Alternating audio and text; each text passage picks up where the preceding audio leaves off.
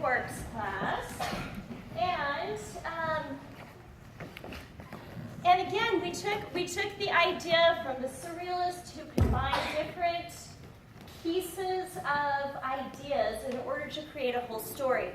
And they would fold over the paper so that the first person drew, and then they would fold over their piece of paper so that the next person couldn't see, but leave a little bit of a mark of where the next person should start.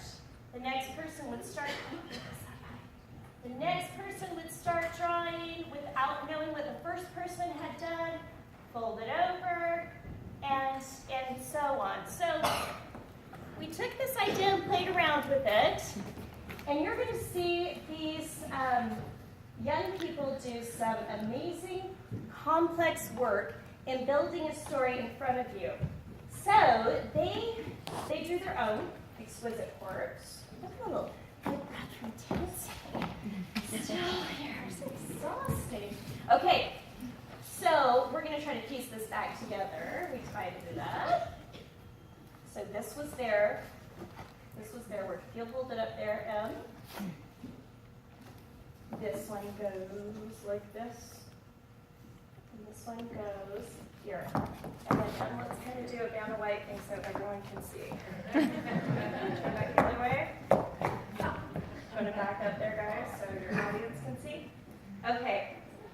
So today, they're going to play around for a few minutes with these ideas, using their bodies, their voices, and some text that, again, we found out on your Main Street.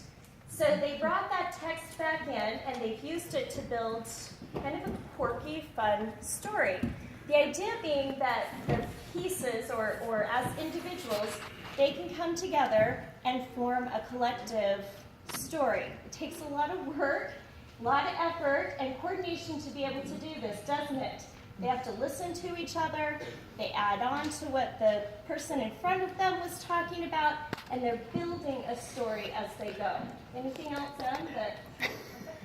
Okay, so you're going to see one person in the group who shares a narrative, another person in the group who is working on movement and sculpting, and another person in the group who is being sculpted and creates a soundscape for us. So we're just going to let them play with it. They know what they're doing. Let's make sure that you can be seen.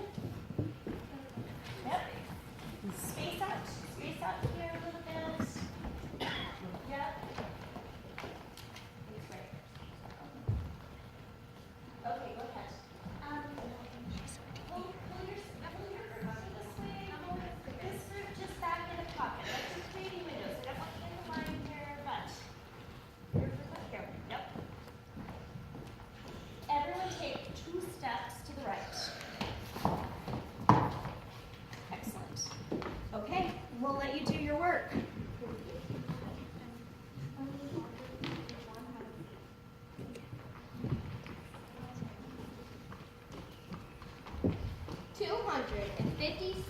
million years ago, there was a historic wounded warrior.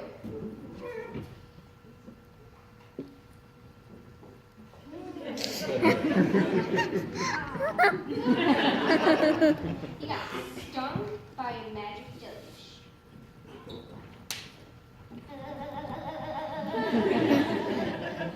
It started a horrible storm. The reason you don't know anything about this storm is because the greatest casualty is being forgotten. I hope it doesn't happen.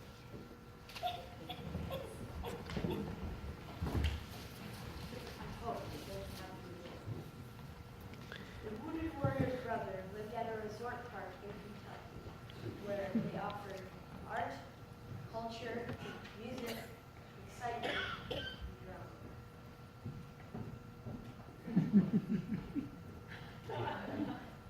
Then, at a lumberyard named Do Not Enter Fun Bridge,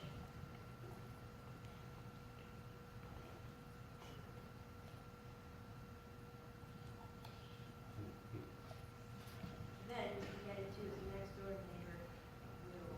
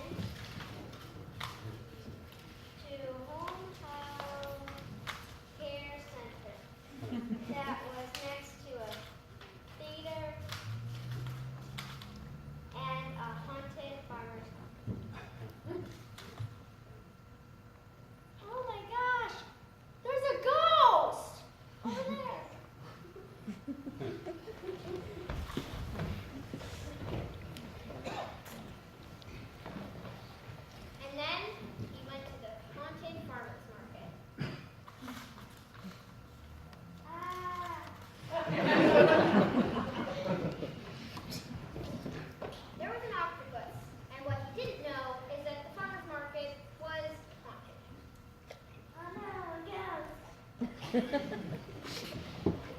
electric ghost came up to him and said, "Let's party, dude." And then there was a fire. Yay!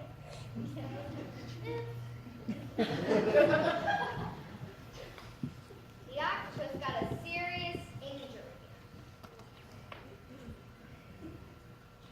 Ow, my head hurts.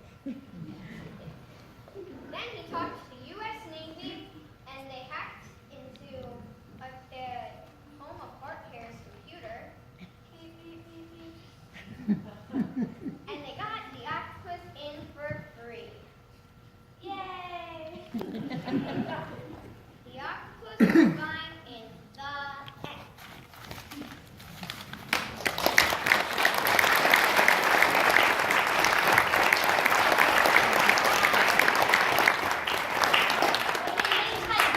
Right there. So that work of putting together a story, you guys really have to listen to each other, right? And we had a couple of times where someone would just throw you a curveball and you had to run with it. So when their bodies are moving in these different shapes and they have to respond from their body being in a certain shape, it creates a feeling of noise, doesn't it? And when it doesn't quite match, then there is this uh-oh kind of moment, because you can feel in your body when your voice matches the text, right? Hey, good job. Thank you.